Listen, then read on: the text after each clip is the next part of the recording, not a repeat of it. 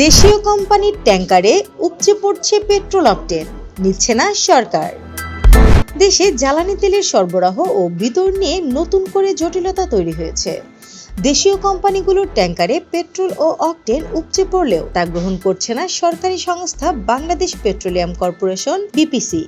ফলে একদিকে পাম্পের দীর্ঘ লাইন, অন্যদিকে উৎপাদনকারী প্রতিষ্ঠানে তেল জমে থাকার দ্বৈত পরিস্থিতি তৈরি হয়েছে।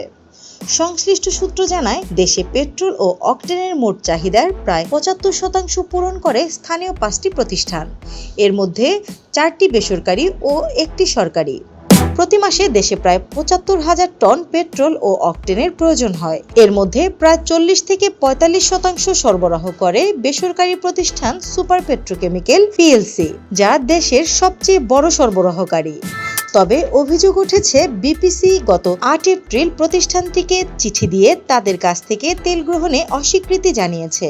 এতে করে প্রতিষ্ঠানটির ট্যাঙ্কারগুলো এখন উপচে পড়ার মতো অবস্থায় রয়েছে এবং উৎপাদন কার্যক্রমও হুমকির মুখে পড়েছে। মন্ত্রণালয়ের একটি সূত্র জানায়, দেশের বিভিন্ন পাম্পে 1 থেকে 2 কিলোমিটার পর্যন্ত লাইন তৈরি হওয়া এবং সাধারণ মানুষের ভোগান্তির বিষয়টি নিয়ে প্রধানমন্ত্রী তারেক রহমান একাধিক বৈঠক করেছেন।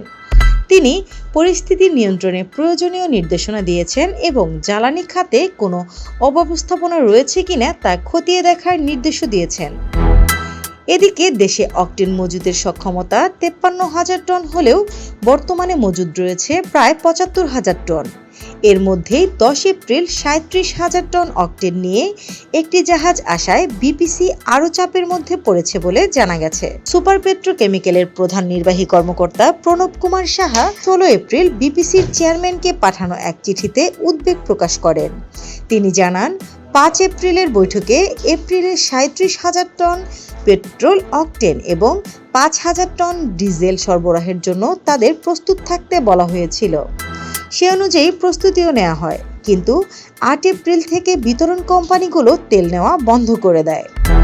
তিনি আরও বলেন, ফেব্রুয়ারিতে একটি জাহাজ আসার পরও বিপিসি প্রতিশ্রুতি অনুযায়ী তেল গ্রহণ করেনি, যার ফলে মার্চে উৎপাদন বন্ধ রাখতে হয়েছিল।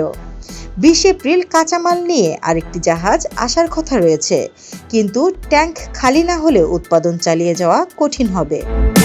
অন্যদিকে মেঘনা পেট্রোলিয়ামের ব্যবস্থাপনা পরিচালক শাহিরুল হাসান বলেন, অকটেন সংরক্ষণের আর জায়গা নেই, তাই বেসরকারি কোম্পানিগুলোর কাছ থেকে অল্প অল্প করে তেল নেওয়া হচ্ছে।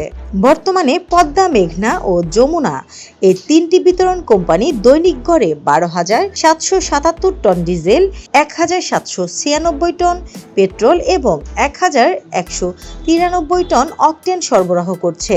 তবে 28 ফেব্রুয়ারি মধ্যপ্রাচ্যে যুদ্ধ শুরুর পর 8 মার্চ থেকে সরকার তেল সরবরাহে রেশনিং চালু করে।